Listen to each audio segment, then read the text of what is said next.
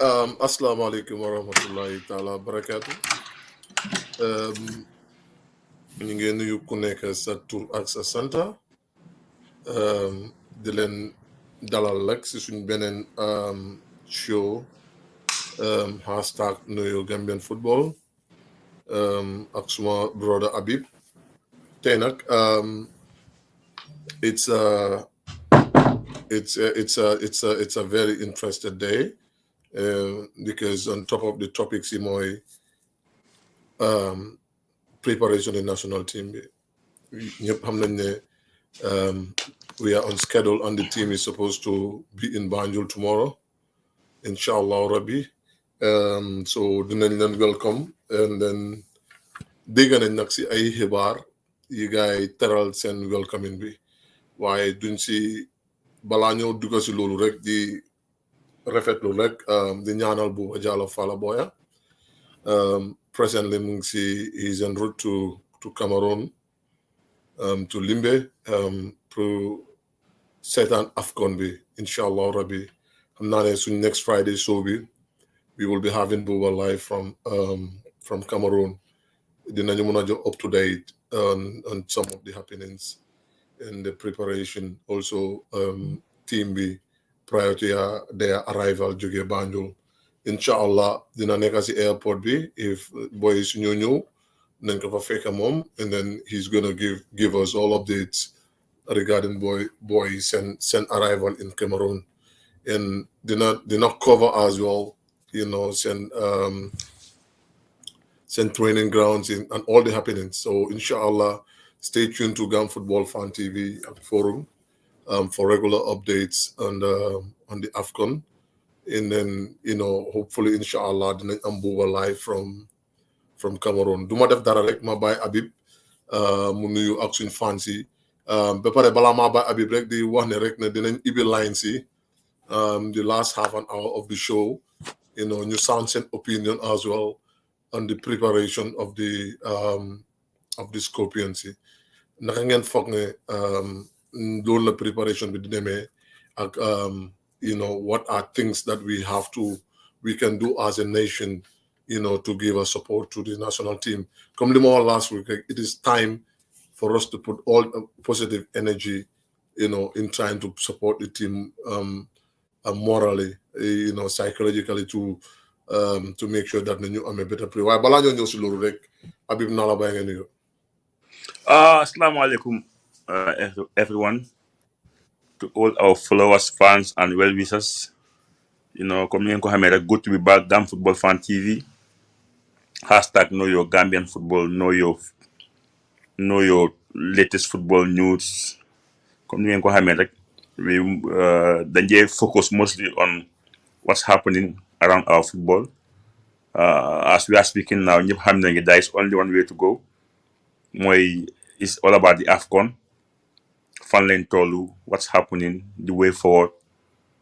So we expect to have another great show. Comme ni ko Sana waxee, most of the people ñoo xam ne ñoo follow amuñ the chance to come here and talk. Even though some of them might be even better equipped to come here and talk. So moo tax once in a while dañ mën a every lines pour ñooñu am the opportunity to come and share their experience and their thoughts with us. So once again, you guys, welcome on board. Habib jërëjëf Hatib Ebi Njie ñu ngi laa nuyu from Doha. Ismaila Ella Touré, Lamin Cissé, Moseli Boy Bakawli ñu ngi la naa nuyu ku nekk duñ mën a neem ñëpp waaye ñu ngi nuyu ku nekk sa tur ak sa Habib last week ñëwoon nañ fi we were contemplating ndax Gambia nañ play against Algeria and unfortunately it doesn't happen. I should have been in a position to give my opinion. While come tey dama toogal Buuba my moderate nala bite sounds opinion and what impact can that ñàkk a test game bi am suñ preparation. Basically, it's a huge blow. It's definitely a huge blow knowing ne am na players su bari yoo xam ne ñu ngi si final 28 bi for the past few games am na ñoo xam ne nekkuñ fa woon. So having those 2 games cancelled, it's really a blow because opportunity la woon pour coach bi xam naa ne mentally am na ñoo xam ne ñu ngi si xelam in terms of ña war a start the first game. So opportunity la woon pour ñooñu mun a showcase seen talent to the coach pour mu gis ne what I was thinking it's doable. Now loolu amul because su nekkoon ne coach bi mu ngi prepare team bi based on ñan ñooy play AFCON or ñan ay play sama first game, but am na ñoo xam ne ñëwuñ in the last 2 camps, but finally they made the cut to the last 28. So it's kind of confusing. Coach bi lan la moo def. It's a big blow, Sana. It's a big blow because those 2 games, the timing was right pour mu happen. To be honest, but at least from those 2 games, you might have an idea of ñan ñooy war a start. At least you can say 8 players or 9 yi moom regardless ñoom fekk ñu door léegi loolu amul. And soon last games yëpp we are not very convincing, so it puts us in a very funny situation, especially the coach. It's a tough thing to happen, but it happens. What we could have done to avoid it, loolu beneen story la. Waaye story bu am léegi mooy suñ maa gis yooyu noonu demo through and it meaning ñun suñ dem Qatar bi njëriñ bi bariwut loolu noonu. So it's a huge disappointment. suñ fi waree nekk di wax ne kii moorong ak kale moorong dañ fay fanaan. Lu am solo mooy camp bi test games yooyu waroon naa amul te it's a huge blow for anybody attached to the club. To the team, my coach be even the fans, we are all looking forward pour set coach bi lan la moo taba su ko defee ñu am idea of lan la moo teg si AFCON bi comme our game versus Mauritania léegi yëpp amul. So we ne team baa ngi war a ñëw Gambia by tomorrow. So I don't know from a coach point of view boobu I think man loolu ma la ko laaj. I have to reverse it to you. Because in this kind of situation, lu xew nii is it's a very very tricky scenario as a coach. Fii nag nga lay xamee coach yi si seen xam-xam soo jaaxlee dara baaxut what do you have to do to make it happen. So boobu man duma ko tontu boobu dama bàyyi coach bi yow as a coach nga tontu loolu. Waaye to be honest we are all disappointed ne game those 2 games we want to play amut, especially playing against Algeria, a bigger team boo xam ne ñëpp xam nañu ñooñu ëpp doole. They could have stretched us. At least ñu gis how do we expect to line up, for example, for a team like Tunisia, because Algeria and Tunisia they are all from North Africa. Central footballing style is a bit similar, even though Algeria might have some more individual star man. But basically, they roll the ball really well.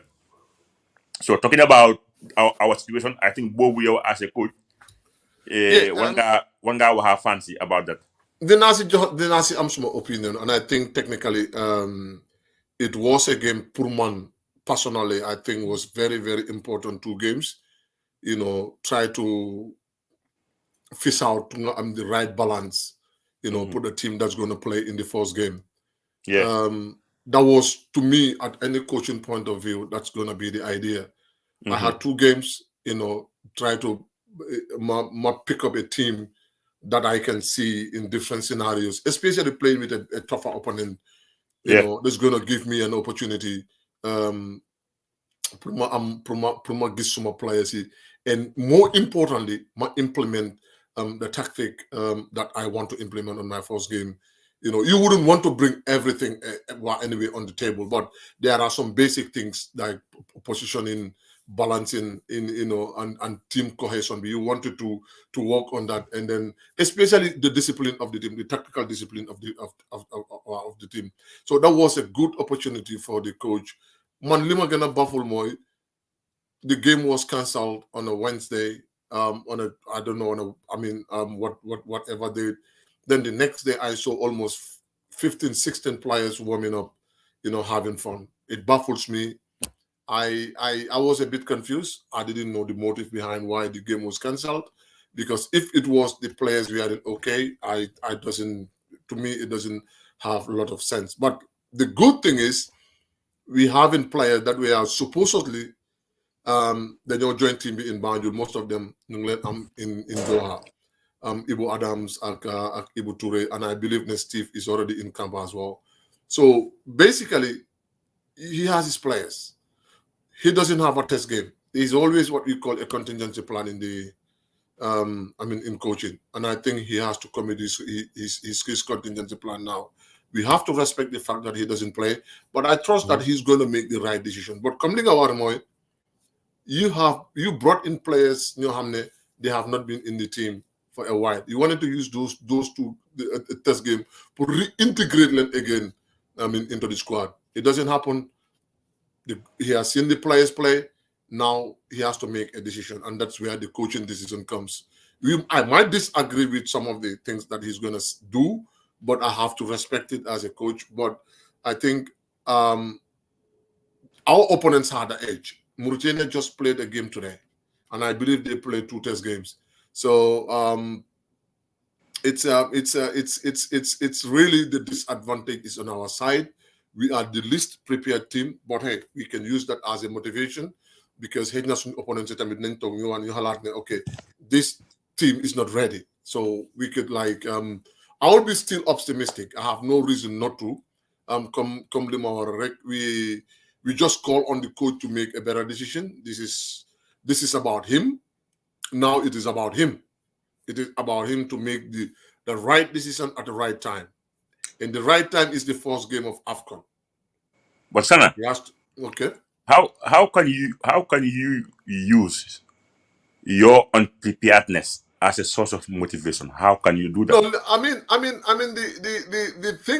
thing is what I'm saying is maybe you wouldn't just agree with me, but I'm saying that yes, we agree that we are the underdogs, and I believe that some of the coaches would be contented being an underdog in the team.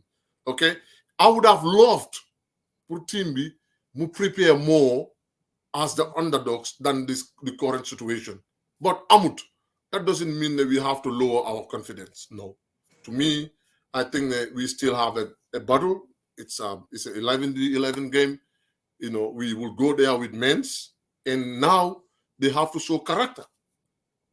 That's the only thing they have to show. The whole team, the coach has to show character, the players has to show character, and there is no better place to show that character. Look past a beer game. Moi jump more for this league. But we cannot say that we had a better preparation. We don't. Okay, I have to agree with everybody on that. But now it is time to show their true colors. It's time to show their character. So being an independent fan, observing from a distance, checking all the teams, how they prepare going forward to this tournament. So when you fan you are just supporting football, and like check TC how prepared they are going to the AFCON. The whole different qualify how their test games we are going, results, everything. So when you a fan from the outside, following the Gambian national team, soon progress since you qualify, I don't think you will be that much optimistic. No, you would not. Yeah. No, it's not even being a fan looking at a neutral point of view. Even being like a coach, a technician, or whatever, at a neutral point of view, you will have the same feeling. Yeah. Look, we have players that has not been playing consistently. And match fitness wise, they might not be at that level. Yeah. That's a disadvantage. Okay, we are preparing for a major tournament. Half of the squad we are in together. That's a disadvantage. Thank you. Okay, so we have a lot of disadvantages, but to me, it is what it is. Hey, it's on the ground. We can't do nothing.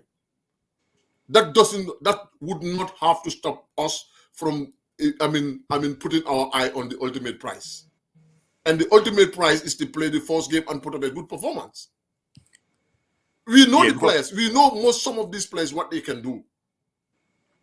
We know we are individually. I know we have a talented team.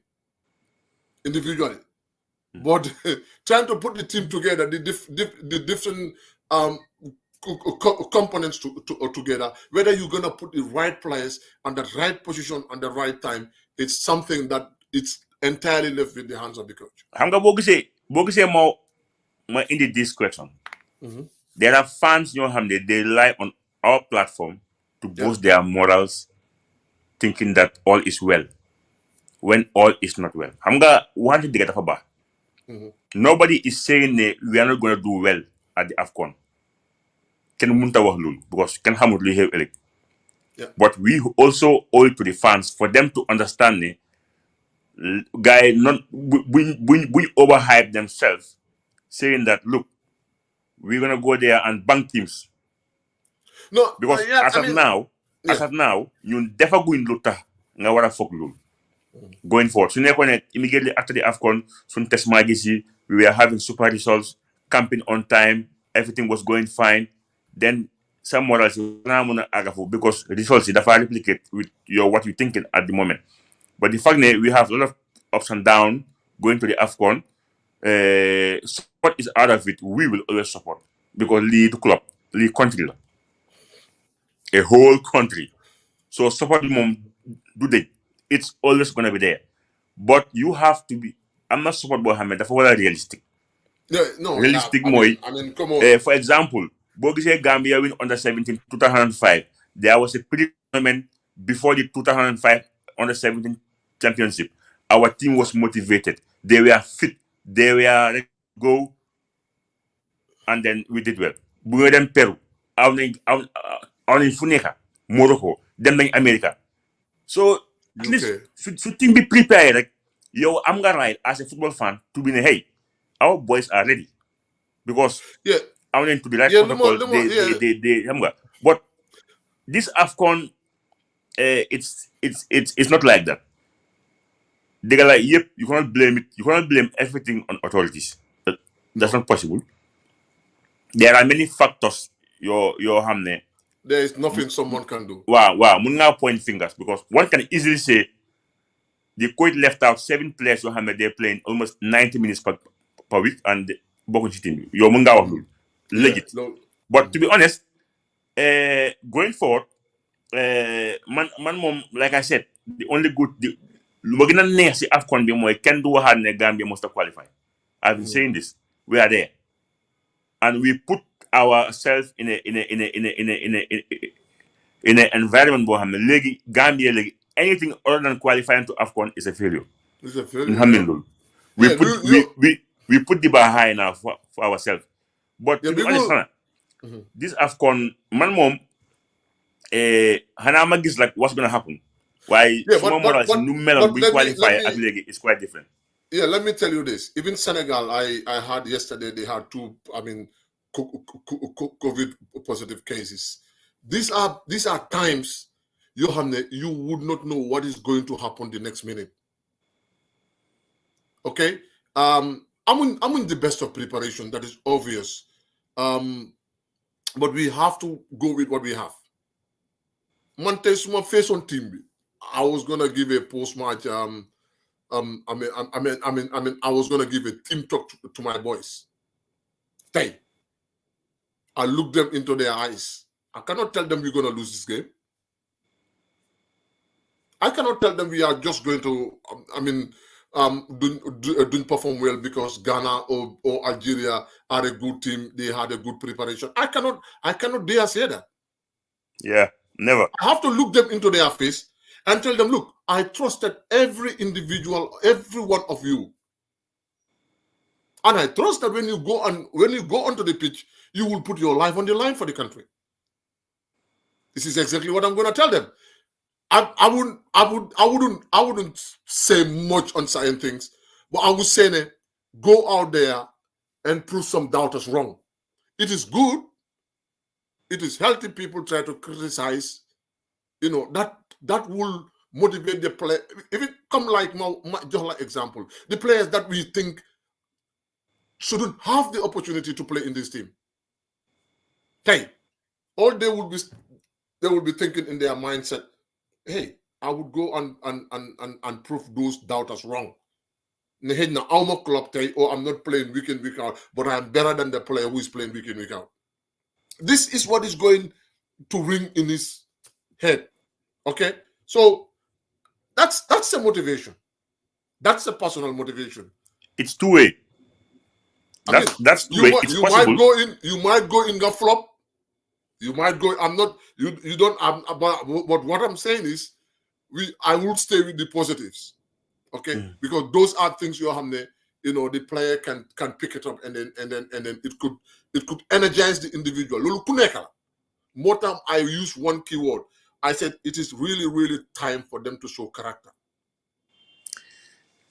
I'm seeing David Jabi Mumawane, 4 positive cases in Senegal. So these are trying times because Malima gonna worried. I'm not even worried about the squad Muneka Doha. I'm worried about what they come tomorrow. Nyonen Banyul, and we already know there are players back home who are not having the best of preparation. They are partying and stuff. But hey, what can we do? What was in plan for them? What are some of the things that they were asked to do? How many answer Lulu? But players, they have to be more responsible. Sana, if a player is currently in the Gambia, waiting on the other batch of players to travel from Doha to come and join, those players should know better. They know they are going to a tournament of a lifetime. That's the AFCON. Man, su ma nekkoon professional ma ñëpp si Gambia di xaar team bi dinaa avoid mbooloo bi. Absolutely. You cannot be a professional player nga ñëw pour playal dëkk bi ñu yaakaar la nga tey 28 man squad bi kaaf ne di nga ko ceej ko tom loolu la wax mu ne kaaf ne even soo amee corona is on du ko ceej Tom déema dégg naa interview bi ak Baboucarr is 30 minutes. He did mention that. Yeah, I did. So I think they also ask Gambia, the first thing you have to do is to be home. Avoid gatherings. Absolutely. But you nga ñëw Gambia di xaar dem di party. Because there's a video circulating. Man nekkuma Snapchat because man nga man moom yooyu moom mooy loolu. Man nekkuma Snapchat. So ñu ne mu ngi circulate on Snapchat boy saa ngi chill. Waaye yow léegi su la tesee nga am corona nag yow la def yow rey nga ñu rey sa bopp. You let the team down. Yow xamatuloo when will you have the chance to go to AFCON? So yow sa career miss nga a golden opportunity, but Gambia also as a nation ñu yaakaar la pick la out of 200 players yow ñu pick la bi nga ñëwee you should have acted better. But going on party du passé. Do the hard work first. So lolu it's kind of crazy, I hope that team bi ñëwee bay moo tax man sax I don't see any use of going to airport pour teeru boy. Wow, that's gonna be the next point. That's gonna what be is what this is going to lead me the next thing what are we going to discuss. What are we telling you? No, that's what we'll jump on the ship. That's what I'm saying. This is going to lead me to the next thing that we're supposed to discuss before you open line. The team is coming tomorrow, and we wanted to take certain precautions to make sure that our players are safe. Abib, how on earth? And I don't know, because Dego Namusa Asise was saying something like this. They will have a grand welcoming. Welcoming on what? After sell, they look. Sana, you friend to, you understand? They think our boys are materials now, right? So it's all about marketing, right? We are looking at the bigger picture. They are taking the boys as products, making their marketing. What do we have to welcome? Team with them. I don't know. No. Team with them Qatar, just on a training camp. Gambia, dafa wara passe yoyu. I welcome welcome da ngaa welcome ku am ndam bu boy demee Sénégal win under 20 bi dañ leen welcome dem training camp Doha rek nga ne welcome what for you think people have time for that but this COVID ñoom ñi nga wax COVID it means they should even do things in silence knowing the Gambia people don't respect these social distances duñ jee sol max lan la ñoo welcome team bu jógee Doha ba pare man lu ma si jaaxal the team was expected to arrive Musa Cissé said 7 a.m. gis naa si flyers yi ne team baa ngi accès gis naa si flyers yi at different time 9 a.m. and dañu waxoon ne team bi dafa ñëw mu stay hotel mu relax mu dem start am fa open training session mu jógee fa mu dem am dinner with the president and the following day the team has to travel back boobu tam ñu ne they need over 200 cars pour gunge lan la ñoo gunge with this COVID time ñoom what they are saying is contradictory. You talked about COVID, don't gather people. Simple as that. Yeah, amaguñ lu ñoo celebrate ñun celebrate nañ mooy qualify nañ buñ qualify celebrate is enough for now but this is all marketing they're doing. These boys are not products pour ñu use leen in the name of RTCL just because of 8 million they want to exploit everything loolu jeexal sax waruñ ko nangu nit ñi amul lu ñoo gunge.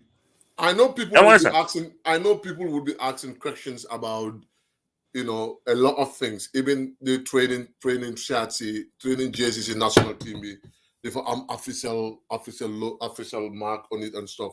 All those things are things that we will ask those questions heading out in the near future.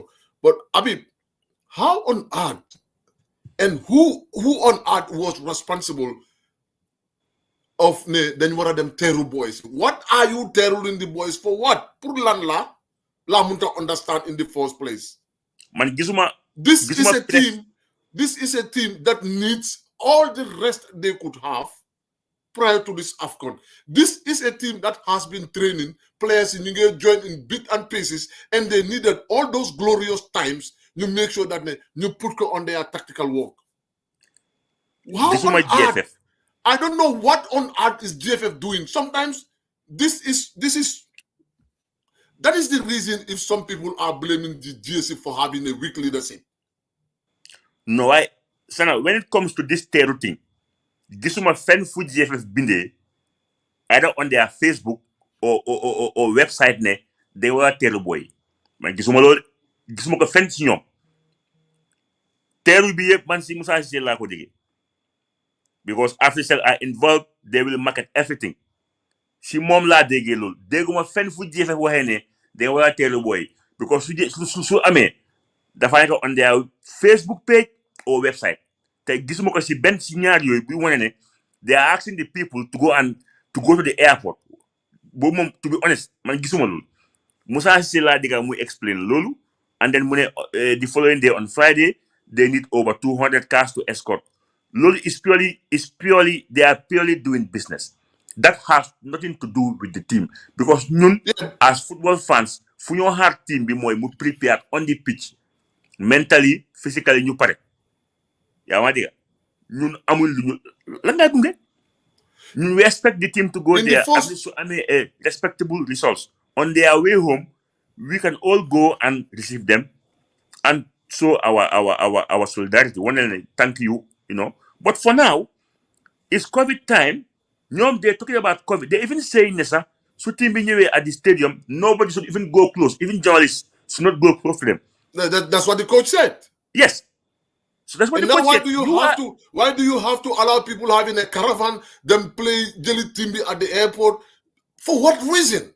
They are not thinking because are we helping? Are we really helping like I'm this saying, team? These boys are not products. They are not products. You understand? Boys are not products. You never use as products because all this noise coming out. By hell, the one said like a bench press release from GFF. We want in. We should go out and support and welcome. Tell no, there's nowhere. The marketing side is doing. You can look. Musa Cissé works for official. I got it. He is defending Africel's interest.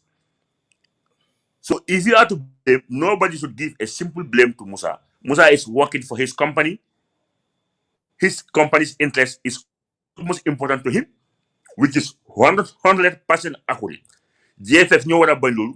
No one, hey, you guys cannot give us only 8 million and you think you own the world. You know what Orange is doing in Senegal. Even boy gis na send warm send gis na sat so hamne official mo fa neka. It's kind of crazy, you know. So Musa is not doing anything wrong. He's doing what he's supposed to do. But like Abib, you don't have to. You know, Musa is an individual, and football is a full institution. Okay, that is headed by. I mean, people know. People have high regard for them. So the fact of the matter is that if only, like man Gisne, there was a caravan Mujeli boys airport. I would definitely be disappointed in the leadership of the GFF, because you should not let anybody have you for a ride. So if an official or whoever is behind it is defending the interest of official, that is one thing. That is their problem. But you Why, don't have Lumala to. Lumala Mosineka, Gislo send for GFF Wahene. Go to their Facebook page or their website. Gislo send for GFF Wahene. Go and welcome the boys. For this. But su fekkee ne loolu ngay trend su fekkee ne mu ngay trend ne ñu ngay bind ñu ngay wax ne dañoo am a grand welcoming of the boys and stuff, and GFF are mute about it. Silence means consent. True. They should definitely come out and tell the public that this is not happening if they are not consented to it. Yeah. But the reason so this you know about it is because they are consented to it. No, Lolo agree. Because That's what I'm saying. That's a fact. And this is going viral. Everything is going viral. It's going viral. I saw it. And then this is going to motivate a lot of people. You them block traffic with Bena. And you all know man mayo hamne Gambia ñaari yoon rek lañ amé. Ida ñëwé Costa Road la o nga ñëwé Lamen. Te so ñëwé Lamen nga duga do mëna génna. Te man sa luma fokk moy te nga boys have to be boy ndoy ay ndaje rek la gaay di ut. No, focus on Luma explain more. I think the boys need to be in their hotel as soon as possible. Because the fact that they have to be going to the stadium, put an open training session, meaning they have to arrive smoothly, go home, go to their hotel, rest. Meaning they're gonna block traffic. Instead of arriving early, they might even arrive at 12 o'clock because it's gonna be late. You block traffic. Duñ gaaw a aksi kañ la ñoo aksi kañ la boy di aksi bay sangu bay relax bay añ bay dem start bay sangu bay ñib soir bay dem si baro am fa dina. It's gonna be tough. Te léegi it's the day is short. It's Saturday longer night. So kañ la ñoo dem. It makes no sense. Ñun we are going to play AFCON. We are playing on the 12th. It's soon. It's here. But linga mo si neka. Neku send website, neku send Facebook page, but they are quiet about it. It means they agreed on it. Lulu is the fact. Because this night, some fan club guy are writing, we are ready for tomorrow. One fan club saying, I saw it on Facebook.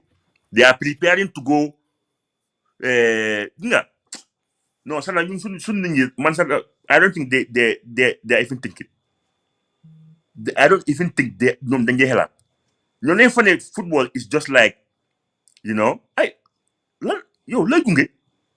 Team we have AFCON loko gunge. You prepare well. Things didn't go right according to plan. By team be them. Team be them. Suñ performé well. Suñu ñëw teeru leen. Bala nga wa gunge bi. Welcoming bi sax. Lal nga leen na welcome. What pour lan? Pour lan? Money. Even this training session, sir, should have been. Hey, the fact that Corona is trending, boy, even this training should have been. It was old because these boys will be tested again in Cameroon. And God forbid, God forbid, if anything happens to any of the players that are coming, we were going to blame the authorities for that. According to Tom, Completely. CAF are not changing the rules. This 28 players can't go change. Didn't go change. So this molo no starts ni di tufli fale ni di tuk cigarette fale. You won't even go close to the players. But imagine half of the start move because the securities will be there. So security is muna wala boy corona. So the best thing boy, let's keep these boys as safe as they can be. Bend them AFCON. I want time to do that. It's not safe. But some authorities ñu ngi wax loolu Ras mu ma fàttali Ras a ngi binda si ron because mu ngi daw moom taay moom su ko nit koolee sax du ko dee am because mu ngi laaxu mu ngi bañ mu ngi am stress free xam naa Manchester luñ win living art 7v7 tournament bi xam naa ne moom fancy Chelsea la mu ngi amagum sok waaye mu ngi cool Ras welcome to the show. Why they problem? That's a good comment. That's a good comment. Mandama Fatesa, why we should have sent him a link. You know? Yeah, that's what I'm saying. And then the thing is that dealing with the president, Ken Munuta Ban president be all I'm gonna them. But I think it should have been something that just the boys and the president then we the flag, remove them. What on a low profile. Yeah, it could have been a low profile. Obviously, they have to meet the president at some point, but it could have been a low profile. But hey, it is what it is. Man, personally, I will hold the people, the NECAC, GFFB, football authorities accountable for any new cases after this, because the planning of this welcoming and then sending off, it's something that wasn't good. Gather the EB line, see, you know, you come Abib Nunko at the beginning. Soon fancy also shared their thoughts. Ku nekk rek li nga am rek, you know, nañ ko def si yar ak teggin rek, because at the end of the day Gambia rek moo gën ku nekk, you know, ba pare ñu try ñu shorten ko dinañ bàyyi num gën a gàtte gën a baax si screen bi tamit pour ñu am seen opinion. Habib, do I get the right number? Okay, that's it. Habib, lifin bi naka la tuddaat we xam naa ne am nga information regarding fan la fancy mun a amee seen Salah JCC. Understand nañ ne, you know, the JCC ñu ngi nañ nekk in town, because from now on towards the suñ game bi on the 12th, it has to be all about red, white, blue, white, green. Wow. Ñëpp xam nañ ne Nyanga Bantang store is the official store of Salah Jersey in the Gambia. Mu ngi nekk just after Bundum Police. Ñoom tam dañ mën a supply Dingare. Ñëpp xam nañ the famous Dingare in Banjul. So the sats were supposed to be here by today or tomorrow. By tomorrow, sales will not start if nothing changes. So ñi nga xam ne they want to buy the sats, they could just go to that shop, Nyanga Bantang, after Bundum Police, behind the Selecula East Park, or I'm not too sure that Jazzy Agana Dingare, but normally ñoom dañuy partner with Dingare, so Dingare dañuy mën a am subsidy. But luma or moy, for now, the sats were supposed to be there. So tomorrow, normally sales will not start Nyanga Bantang store bi in Bundum. So ñooñu official shop bi nga xam ne Salah first and bagage they have all kinds of things branding yoo xam ne xam nga Salah ñoo ko jaay. It's unfortunate ne sats yi waroon na fay nekk a month ago, su ko defee ñu ko war a am ko, because man personally I get calls all over Europe ñoo xam ne they want to buy the jersey munuñ ko am. So ñu bari they will get it from Gambia. So I don't know how fast those in the UK they have Gambians coming and going, so du nekk difficult. Waaye comme ñu nekk ay America yi dafa xaw a difficult ndax dinañ mën a am seen jerseys on time back before the tournament kickoffs. It's Tuesday, it's right at the corner. Waaye ku dem Nyanga Bantang moom I hope ne di nga am jersey. Gis na rek other jersey yu trend yoo xam ne it's not from is Salah brand, waaye xam naa ne it might be cheaper. Gis naa mu ngi circulate in the market. How many ñan ñoo ko indi ak ñan ñoo ko jaay, waaye I think fair enough Not every Gambian can afford 1100 for a start, knowing fan la réew mi toll soo si aadee 400 am saaku malo te dëkk bi métti na loolu moom fi ñu wax ko. So I think ne ñi nga xam ne ñu ngi koo jaayee cheap with a lesser quality tamit they are all Gambians xam nga bu leen kenn di stop because am na Gambians soo xam ne mën nañoo spend more than 300 or 400 si jersey. So am na ñoo xam ne they want the quality one mooy 1100 bi it's a choice te xam nga AFCON la Gambia ñoo ko moom so nañ bàyyi nit ñi rek ku nekk jaay li nga mën a jaayee ku nekk lekk sa wërsëg man daal noonu laa ko gisee waaye ku bëgg a di authentic side of Salah go to Nyanga Bantang store you ask for Nix he is there he will give you the best you can have. am na ku ma laaj suma saat bi nag ne saat bi ma sol nii nag bi man dañ ma ko may so bi is not on sale mun la ko am fen definitely bi is not on sale yu am foofu mooy the official red one bi and the white one yooyu ñu ngi fa they also have tracksuits and other stuffs of Salah branding waaye bii moom nekkut loo xam ne ñu ngi ko jaay at the shop right now bii suma ko bi ma ko may it's something special. Right quick rek maa ngi gis Mbay mu ngi dugal very important message and hit na maa ngi ko share sax kenn si ñoom dina war a déglu all passengers traveling on the NCC chartered flight that are hereby informed that the flight leaves on Monday the 10th. COVID testing will be conducted at the stadium on Saturday, the 8th January at 8 a.m. at the stadium and is free for all passengers on the NCC flight. All passengers are advised to bring along their COVID vaccination cards, yellow fever cards at the airport on Monday, the 10th of January.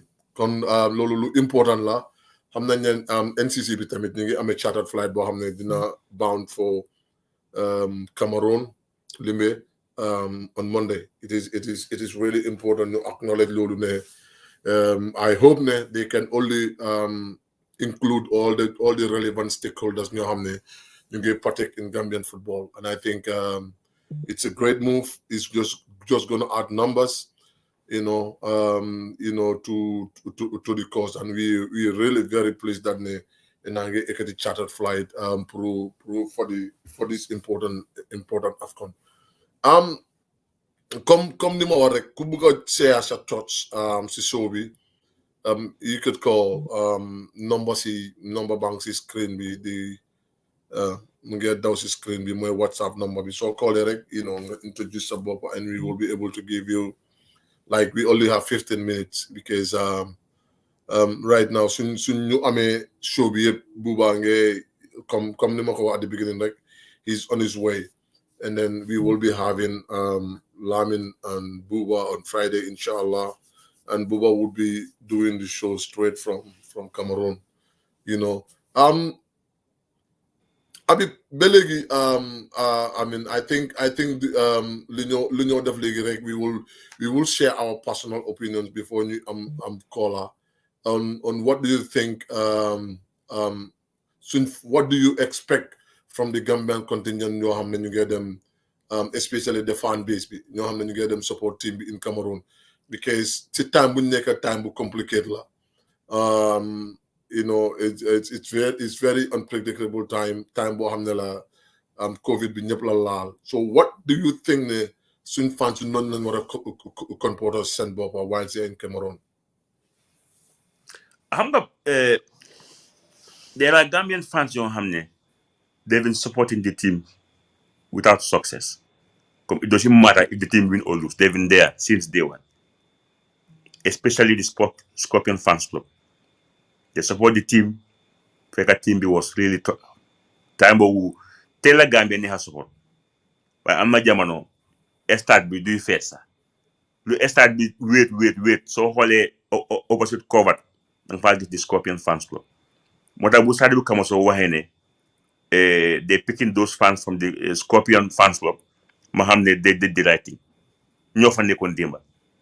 So ñooñu kenn leen wax what to do. Ñooñu fuñ dem dañoo support because bu ñoo support Gambia qualified ci benn tournament. Su passé time boobu dem zone 2. So the fact ne Gambia dem nañ AFCON. So they did the right thing by choosing the fans from the Scorpion Fans Club. Ñooñu moom awma si ñoom dara lu ma awma si ñoom benn ñaari xel because ñoo ngi they have Gambia at heart xam nañ ne seen dëkk la ñoo support so suñ demee Cameroon they will make us proud awma si benn sikki saka because ñoom xam nañ lu leen fa yóbbu koo xam ne bu moo support fekk dara baaxut su dara baaxee kooku xamal ne he aussi it's still there so loolu moom dañ ko rafetlu for gars yi nuñ demee choose the right people ñoo xam ne they've been behind the team for all these past decades so the rest of the people like mooy am na ñoo xam ne moom fans yoo xam ne leen they only support when things are going right bari na si Gambia su team bi di win ñu support su team bi lose doo leen gis loolu moom ñun suñ fans yi moom ñun that's how it goes soo gisee team bi am hype xamal ne we are winning soo gisee team baa ngee lose start bi dafa wéet mu nekk ni xëy na am na team buy ñëw Gambia boo xam ne mu ngi am some Premiership stars so the guys will go there and fill the stadium because they want to watch that particular player but in real terms I think Gambians will always support their team because léegi nit ñi xam nañ ni jël li nga moom is important supporting other teams neex na waaye support li nga moom moo ko gën a neex because ñu nga support da nga leen xam ñeneen ñi xam nga leen sa classmate lañ woon schoolmates or family members and moreover they are Gambians that's the most important thing so I think going forward to the AFCON nit ñi we will have different opinions about the coach or about the FF but the moment team bi su àggee Cameroon ba ball bi start the role we will be all in our Gambian GS wherever you are around the world you are supporting time boobu there is no time to blame the coach or the authorities it's time to rally behind the team ñuy ñaan ñu support leen even though xam nañ ne soo bëggee am best results you have to prepare early loolu ñëpp xam nañ ko but suñu àggee to the tournament there is only one way to go mooy to support the national team like I said lii du club te national anthem la ñëw play national anthem nag suñ ko play ma laa woon ne boobu Gambia ñooy play so I think ne most Gambians not all because nit ñi moom day ute but most Gambians will be praying for the Scorpion to have a very good results even sax su nekkee ne things will gonna go bad at least we have a respectable performance boo xam ne xëy na du ñu humiliate mu nekk ak game soo xam ne even suñ ko lose sax dafa tight dafa nekk a very close games 2-1 1-0 xam nga waaw loolu moom it's acceptable après nit ñi bu ñu fàtte ne ñun we are the 4th seed in that group so we means we are the underdogs for those people saying ne ñoo mun Mauritanie wax boobu noonu xam nga fan lañ ko teg ñu nekkoon 3rd seed we are the 4th seed so which means Mauritania down the years they've been doing better than us te bu ñu fàtte ne Mauritania ñoo njëkk a qualify ñoom qualify again te this time bu gars yi di qualify they went away leen qualify which was even more difficult so buñ dégg ne it's just Mauritania